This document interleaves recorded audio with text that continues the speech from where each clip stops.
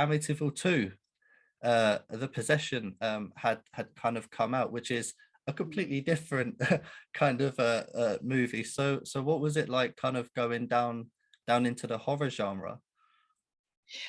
Well, again, like you said, so it's the 40th anniversary of Amityville Hmm. 2, the possession, which again, I did not have, um, I did not have I mean, I started acting, but nobody knew who I was in acting yet. The film, my Virgin had not come out. So when I was offered Amityville 2, I was kind of, I mean, I wasn't offered it. I still had to audition, but I was Hmm. surprised that I was getting offered another big part because I felt like nobody knew me yet.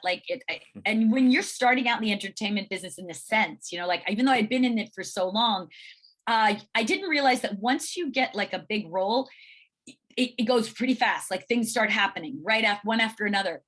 And so I was kind of surprised. And when they said, "Oh, we'd like you to read for this," and then like the callback was, the callback was like a few days later, and then the screen test was like the following week, and then it was like, "Oh, well, do you want to do this film?" And I was so surprised that it went so quickly, and I also felt like how funny that I was up for this film because I didn't like in my personal life, I don't have a brother.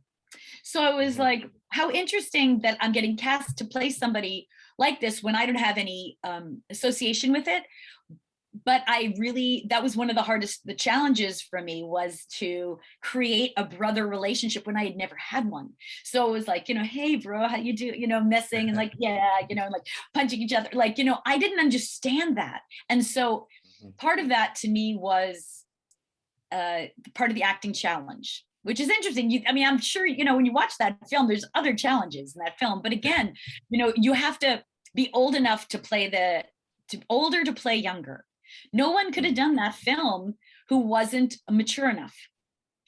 And so the first challenge was the brother thing. And then, of course, obviously, the second, there's nudity in the film, which another thing is like I had done nudity and I'm like, oh, am I just getting this because of the nudity, or is this something like, is it the acting? Like to me, my big thing was I didn't want to be hired just for that.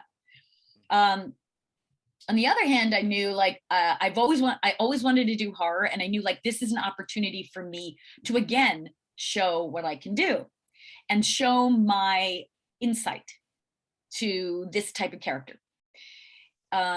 Because my feeling was that my role as Patricia Montelli was very innocent. And again, somebody asked me if I ever did research on it, and I did not do research because I did not want to be scared. And I didn't, and again, this is not a documentary. Yes, there was a murder in 1974 that really happened to a family. And we were playing sort of kind of a not shadow, but like a kind of a light version of, it wasn't based on the true story. It was based on kind of a, of that actual murder, but it was both. Yeah. But I, as an actress, knew that it wouldn't work. That movie wouldn't work unless I stayed really innocent, because you would never buy, even if I had like a bit more edge to myself, you just wouldn't feel the empathy for the character. And I think that was really, to me, really the most important thing. You want to feel for Patricia. She is a victim of the situation.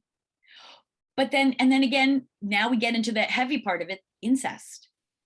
I mean, how many characters have ever done incest? Like, this is a very rare subject. And the way it was handled was very real.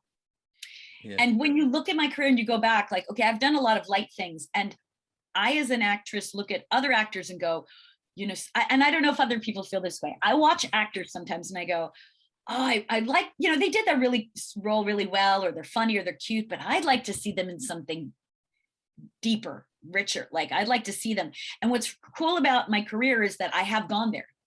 I have gone to places where a lot of actors never went. And that actually freed me up as a actor, a performer, because I didn't have anything like, I'm like, oh yeah, I can do it. We're going to make this happen. Like, just give it to me. I'm an actor. I'm going to make it happen. So my attitude, because I started as such a professional as a young child, was like, I wanted the challenge, and I wanted to do something that was outrageous and risque, and something that nobody maybe would have the guts to trust, you know? And so, and to do it in a, again, also a graceful way, have something to say. Like, so one of the things, someone asked me recently in an interview about the incest, and I said, you know, that is, when you do something like that, you are representing some people who have a dark secret that they have kept their entire life. They will never tell anyone, and they're carrying that with them in their heart, on their back, in their eyes. They're carrying it throughout their life. So when I played that character, I really felt like I wanted to connect to those people and make them see that, you know, everybody thinks it's so easy. Like, if, again, like anyone in the situation, if you're approached by or attacked by someone, there's a very judgmental attitude on the outside to say, well, you could have gotten out of it. You could have made that choice. You could have left. Mm-hmm. And in an incest thing, we're talking about trust. So because I was older playing younger, I knew that if you're in a situation where you trust someone and someone's doing something to you that you can't even believe, you are frozen. You can't, you want to the last second, you want to make believe that that's not happening. Maybe they're changing their mind. It's not real. So when I played it very deliberately. And look, another actor might have played it very differently. They might have done it very, you know, maybe with a little bit more attitude, or maybe, I don't know. I just didn't see Patricia Montelli that way. So when people say they like my performance in it, I'm really grateful, because I did it thoughtfully. And I hope that it, again, also helps people who've gone through stuff like that, and I hope they can identify with it. And I hope it also takes people who are judgmental of those in a situation that's difficult, and start to realize you wouldn't be able to walk away. You know, you're not, it's not that simple. It's you trust, you trust that family member because you want that, because you think that's love. And then if that happens, then it's almost like that's how they show their love. And then that's a problem. So like, you know, that's why when Patricia goes back and said, I didn't mean it, she comes back because you're now addicted. You're part of the, it's the magnetism of the situation. It's not the right word, but you're back to the, it's a trap. It's sort of a trap. It's not easy to leave. So I feel like that whole character, she wanted to always believe that her brother was going to be back to being her old brother, and she could trust him again. Of course, that can never happen again. Once that trust is broken, you know, obviously in real life, you have to get away. You have to get away. But if you are in that in real life, in a film, you know, then it became a possession story, right? It's like, it was possessed, which, by the way, was very scary. On set, his makeup was very scary, people. So yeah, I was just like, oh, that to me was the scariest. So I think it really, you know, it's really interesting to talk to you about your sort of, I guess, your prep before the role. You know, I think it shows a lot of maturity and a lot of forward thinking for you at that time, to really be like, you really want to keep Patricia kind of as innocent as possible, and as you said, you're prepped to kind of do that. And I definitely feel like, yeah, you get that through the role. Watch it, you look at me and you think I'm like 14, 15. I'm so young looking. I mean, even I look at myself and go, whoa, I looked so young. But I played it young.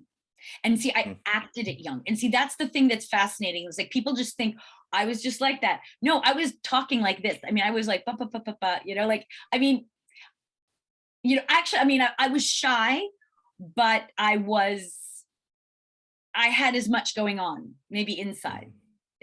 I really didn't have this kind of gift of gab actually until I met my husband. And then I learned to talk a lot. It all came out. But I always was thinking a lot in my head.